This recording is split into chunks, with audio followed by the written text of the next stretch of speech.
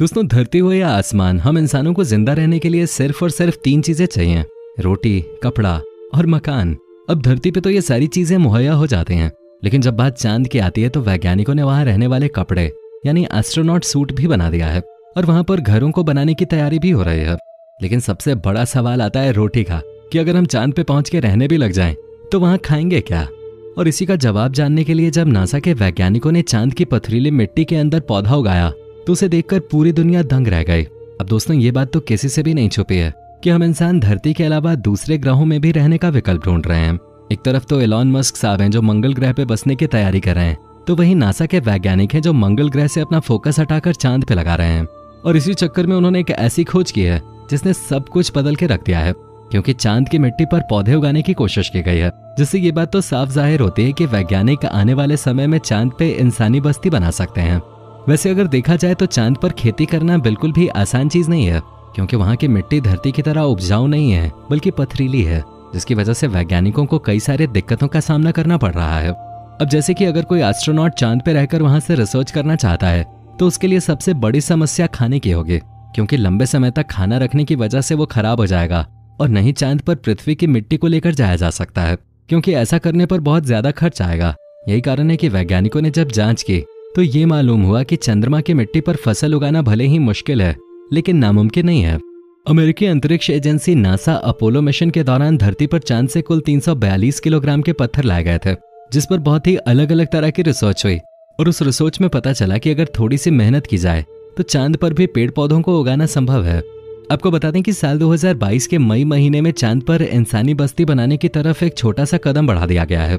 असल में हुआ यह है कि 13 मई 2022 को पहली बार चांद की मिट्टी पर पौधे उगाने की पुष्टि हुई। अब वैसे तो हम इंसानों ने चांद पे आज से लगभग 50 साल पहले ही कदम रख दिए थे, लेकिन हमारी इंसानी प्रजाति का चांद के वातावरण में ज्यादा समय तक टिक पाना संभव नहीं हो पा रहा था। शुरुआत में तो वैज्ञानिक ऐसी बात से खुश थे कि इंसान चांद पे पहुंच गया है, लेकिन धीरे धीरे धरती के इतिहास का खुलासा हो गया और वैज्ञानिकों को भी समझ में आ गया कि जिस तरह आज से लाखों करोड़ों साल पहले उल्कापिंड के गिरने से डायनासोर की पूरी प्रजाति ही नष्ट हो गई थी, ठीक उसी तरह अगर धरती पर कोई संकट आया तो हम इंसान भी हमेशा हमेशा के लिए तबाह हो जाएंगे। और अगर इंसानी सभ्यता को बचाए रखना है तो हमें धरती के अलावा दूसरे ग्रह पे भी अपना ठिकाना ढूंढना पड़ेगा, जिसके लिए सबसे पहले तो मंगल ग्रह को चुना गया। हालांकि इस वक्त मंगल ग्रह में इंसानों का बच पाना थोड़ा मुश्किल है, क्योंकि मंगल ग्रह धरती से काफी दूर है। इसलिए वैज्ञानिकों ने मंगल ग्रह से अपना फोकस हटाकर चांद पर लगाया है और लगातार वहां के वातावरण और वहां की मिट्टी पर रिसर्च कर रहे हैं। वैसे तो दोस्तों, दूसरे विश्व युद्ध के बाद से ही अमेरिका और रशिया के बीच कोल्ड वॉर शुरू हो गई, एक ऐसी जंग जिसमें दोनों ही देश एक दूसरे से खुद को बेहतर दिखाने में लगे हुए थे। हथियारों से लेकर न्यूक्लियर बम तक दोनों देशों ने एक दूसरे के साथ हर चीज में कंपटीशन किया। लेकिन जब ये लोग धरती से बोर हो गए तो इन्होंने अंतरिक्ष की तरफ अपना रुख किया और फिर हर कोई नजरें गड़ाए यही देख रहा था कि कौन पहले क्या करता है। रूस ने अपना सबसे पहला अंतरिक्ष यात्री स्पेस में भेजा। अमेरिका को यह बात ज्यादा हजम नहीं हुई, जिसके बाद अमेरिका ने इंसान को चांद पर भेजने का मन बना लिया और 1969 में अमेरिका ने यह संभव भी करके दिखाया। जिसके बाद 1969 से लेकर 1972 तक अमेरिका ने अपने कुल 12 लोगों को चांद पर भेजा। हालांकि उसके बाद अमेरिका ने अपना अपोलो मिशन बंद कर दिया और कोई भी एस्ट्रोनॉट चांद पे नहीं गया। हैरान करने वाली बात तो ये भी है कि अमेरिका के अलावा साल 1972 से लेकर अब तक कोई भी दूसरा देश अपने एस्ट्रोनॉट्स चांद पे नहीं भेज पाया है। हालांकि अपने अपोलो मिशन के दौरान इन 3 सालों में अमेरिका के एस्ट्रोनॉट्स चांद से काफी कुछ बटोर कर लाए थे, जहां करीब 382 किलोग्राम चट्टान, कंकड़, रेत, धूल और कोर सैंपल पृथ्वी पर चांद से खुदाई करके लाए गए। इसे लूनर रिगोलिथ कहते हैं। लैटिन में लूनर का मतलब होता है चांद और रिगोलिथ का मतलब होता है किसी उपग्रह या फिर ग्रह की बाहरी सतह, जिसे आम भाषा में हम चांद की मिट्टी भी कह सकते हैं। दोस्तों, चांद पर मनुष्य भेजने वाले इस प्रोग्राम को नासा ने अपोलो प्रोग्राम का नाम दिया। अपोलो प्रोग्राम के लोगों ने बहुत ही दूर तक सोच रखा था, क्योंकि उन्हें मालूम था कि भले ही उस वक्त उनके पास अच्छी टेक्नोलॉजी ना हो, लेकिन भविष्य में जब विज्ञान तरक्की करेगा तो चांद की इसी मिट्टी पर रिसर्च करने पे उन्हें काफी कुछ पता लग सकता है। और इसीलिए तब से लाई हुई चांद की मिट्टी को संभाल कर रखा गया था। फिर जब 2022 आया तो यूनिवर्सिटी ऑफ फ्लोरिडा के कुछ वैज्ञानिक नासा के पास गए और उनसे बोला कि अपोलो मिशन में चांद से जो मिट्टी आप लोग लाए थे उसमें से करीब 4 ग्राम मिट्टी हमें दे दें। नासा से मिट्टी मिलने के बाद फ्लोरिडा के ये वैज्ञानिक अपने रिसर्च में लग गए और उनको सिर्फ और सिर्फ ये जानना था कि क्या चांद की मिट्टी उपजाऊ है या नहीं, उसके अंदर पेड़ पौधे उगाए जा सकते हैं या नहीं। इस सवाल का जवाब जानने के लिए महीनों तक चांद की मिट्टी पर शोध हुआ और फिर अंत में जवाब मिला कि हाँ, ऐसा हो सकता है। चांद की मिट्टी पर किए गए एक्सपेरिमेंट के लिए खास पौधे का इस्तेमाल किया गया था जिसका नाम अरबिडोप्सिस थालियाना था। हो सकता है कि आपने इसका नाम न सुना हो, पर आप इतना समझ लीजिए कि यह पौधा ब्रोकली और फूल गोभी की प्रजाति से ही ताल्लुक रखता है। आपको बता दें कि ये एक ऐसा पौधा है जिसके ऊपर बहुत से रिसर्च की गई है। वैज्ञानिकों को इसके बारे में काफी कुछ पता है। इसका जेनेटिक कोड तक वैज्ञानिक जानते हैं, इसलिए किसी भी एक्सपेरिमेंट के अंदर इन पौधों में होने वाले बदलाव को अच्छी तरह स्टडी किया जा सकता है। यही कारण है कि चांद की मिट्टी में पेड़ उगाने के लिए इसी पौधे का चयन हुआ। इस एक्सपेरिमेंट के लिए सबसे पहले तो अपोलो 11, अपोलो 12 और अपोलो 17 मिशन की 1 ग्राम चांद वाली मिट्टी ले गई। ये तीनों मिशन चांद के अलग अलग इलाकों में लैंड हुए थे, इसलिए इन तीनों इलाकों की मिट्टी में बहुत फर्क है।